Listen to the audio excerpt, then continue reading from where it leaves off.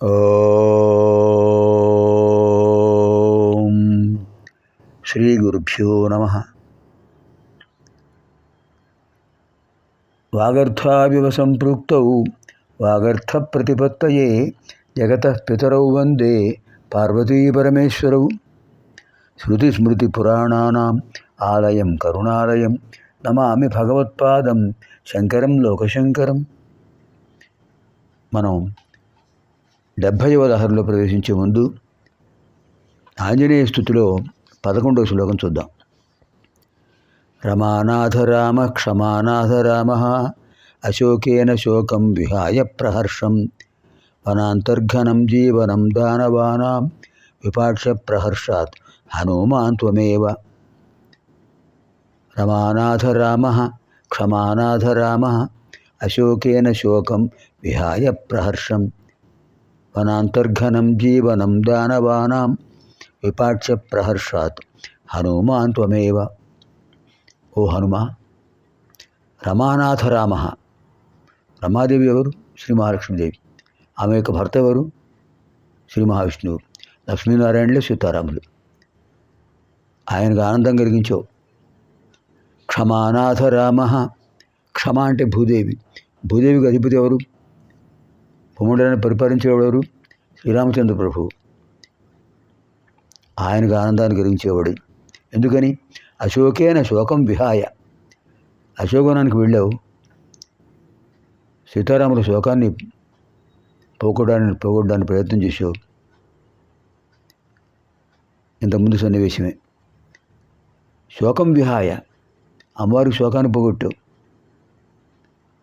అక్కడున్న రాక్షసులకు శోకం కలిగించావు,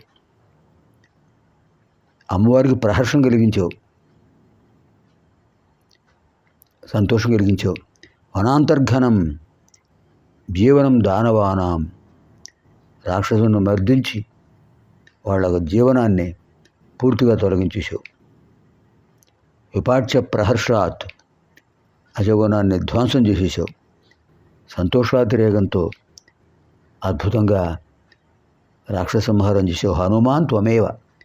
ఇలాంటివి చేయడానికి నీకు తప్ప ఇంకెవరికి సాధ్యం? రమానాథ రామ క్షమానాథ రామ అశోకేన శోకం విహాయ ప్రహర్షం వనాంతర్ఘనం జీవనం దానవానాం విపాక్ష ప్రహర్షాత్ హనుమాన్ త్వమేవ. ఇదానీం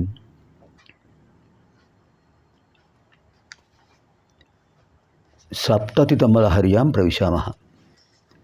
70వ లహరిలో ప్రవేశిస్తున్నాం.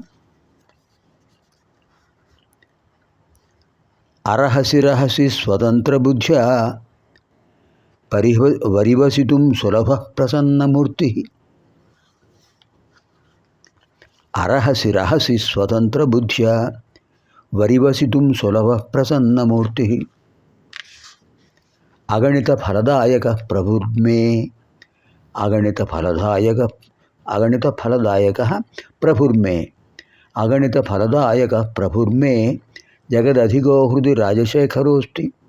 జగదధిక హృది రాజశేఖర అస్తి. అర్హసి, అందరూ ఉన్న చోట. ఒకళ్ళు మాత్రమే ఉంటే రహస్యం, అందరూ ఉంటే రహస్యం కాదు కదా.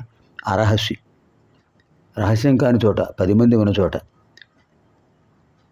ఇంకోటి రహసి, ఏకాంతంగా ఉన్న చోట.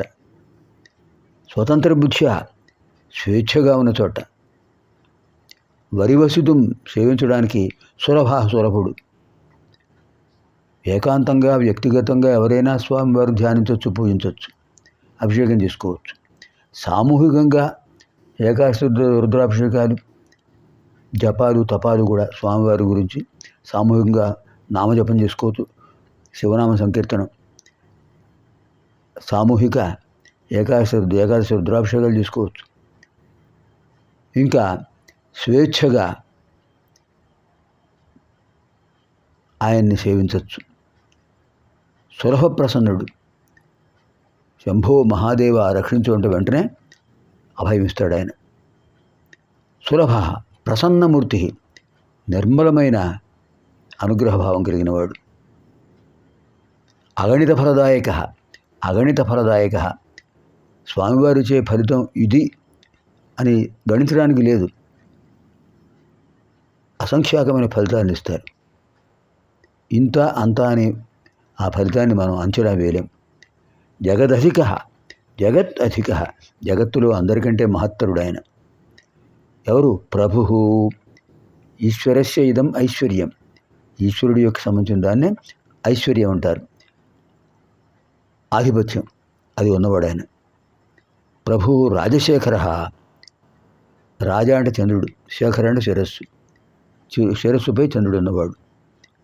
అటువంటి ఆ స్వామి మే హృది అస్థి, మే హృది అస్థి, నా హృదయంలో ఉన్నాడు స్వామి. ఎంతకంటే గొప్ప భావన కావాలా? నా హృదయంలో పరమేశ్వరుడు ఉన్నాడు అనే భావన ఉంటే చాలు, ఆయన యొక్క అనుగ్రహం సమగ్రంగా పొందుతాం. అలాంటి అద్భుతమైన భావన మనకు ఈ శ్లోకంలో అందించారు శంకరులు.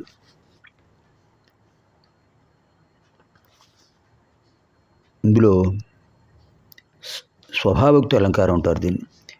అరహసి రహసి స్వతంత్ర బుద్ధ్యా వరివసితుం సులభ ప్రసన్నమూర్తి అగణిత ఫలదాయక ప్రభుర్మే జగదధికో హృది రాజశేఖరోస్తి. పునర్మిలామः ఆగామిని కార్యక్రమే. సర్వేభ్యः పార్వతీపరమేశ్వరయోः దివ్యానుగ్రహప్రాప్తిరస్తు. శుభం భవతు.